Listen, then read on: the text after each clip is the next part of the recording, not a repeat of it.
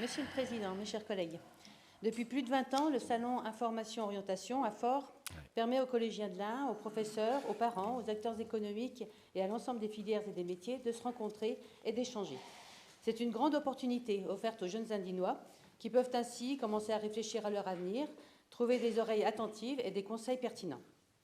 Fort est devenu le salon incontournable de l'orientation pour les collégiens indinois et de très bons échos de terrain et des médias sont remontés auprès de nous tous conseillers départementaux.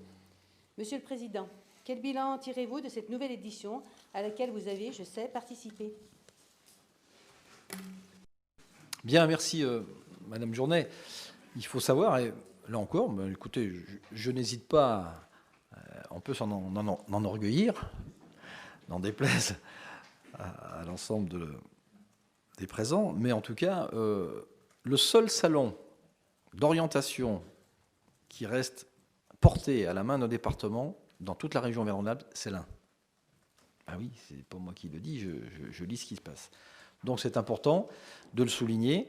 C'est un salon un salon de proximité qui permet la rencontre entre des entreprises qui cherchent justement de la main-d'œuvre dans des domaines bien spécialisés et une jeunesse qui est en train de s'ouvrir sur le monde d'adultes, sur le monde professionnel, et de savoir quelles sont les filières qui embauchent.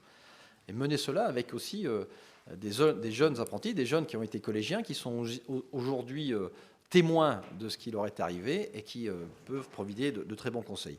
Oui, c'était une belle réussite, je le dis, et j'en profite pour féliciter Véronique Baud, ma vice-présidente, qui était aussi à l'initiative, ses équipes, parce qu'elle n'a pas tout fait tout seul. Mais en tout cas, sachez que nous avons eu 12 000 visiteurs, près de 8 000 collégiens. 8 000 collégiens, les professionnels du bâtiment, les jeunes témoins, les familles. C'était un succès vraiment retentissant, ce salon à Fort. Je le dis, nous avons vraiment mis les moyens, comme chaque année, parce que là encore, ça a un coût. C'est, je crois, semble-t-il, 300 000 €. Mais derrière, il y a non seulement la location, bien sûr, d'Interexpo, mais il y a aussi tous les transports que nous mettons en place pour que les collégiens, même les plus éloignés, puissent venir à ce salon. Et je peux vous dire que, vraiment, on ne regrette pas cet argent investi, tellement on a vu des familles nous dire merci, des jeunes heureux également de découvrir et de commencer à avoir certaines vocations, certaines orientations, c'est bien le but de ce salon. Il y a eu 2 temps forts sur ce salon qui m'ont vraiment particulièrement plu. C'est la première fois que nous présentions une filière du nucléaire. Il y avait 17 filières d'excellence. Première fois que nous présentons la filière nucléaire, c'est tout à fait logique et normal, compte tenu de la bonne nouvelle que nous avons eue l'année dernière sur les EPR deuxième génération installés dans le département de l'Ain. Donc c'est important de commencer à faire connaître ces métiers à la jeunesse, parce que c'est dans 10 ans, dans 15 ans, que ces filières-là vont vraiment embaucher. Et puis la deuxième, c'est d'avoir mis en place une filière d'excellence, de récompenser nos jeunes, qu'ils soient parcours méritants, qu'ils soient meilleurs apprentis de France, qu'ils soient les World Skills également. Je peux vous dire, en les faisant témoigner, que j'ai vu des larmes aux yeux de la part de leurs parents, de leurs professeurs, de leurs directeurs d'établissement, qui étaient fiers comme tout que ces jeunes soient mis en avant.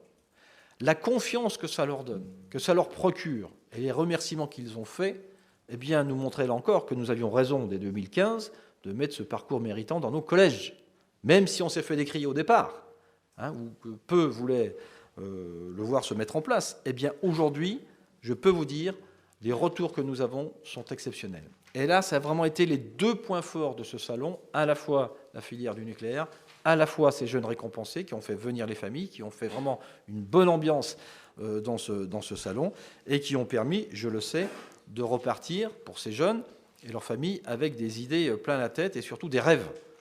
Mais des rêves réalisables, on est bien d'accord. Et pour nos professionnels, nos filières professionnelles également, se dire, eh bien, merci au département, parce qu'on a du métier, on a du boulot, mais il nous faut embaucher, et derrière, si vous ne nous faites pas découvrir nos métiers, qui va le faire à votre place? Donc je pense que ce salon a toute sa place qu'il mérite, et surtout qu'il faut le faire perdurer. Et encore une fois, merci à nos équipes. Donc pour répondre à votre question, Madame Journet, oui, c'était une réussite, Et encore une fois, bravo à celles et ceux qui s'en sont occupés.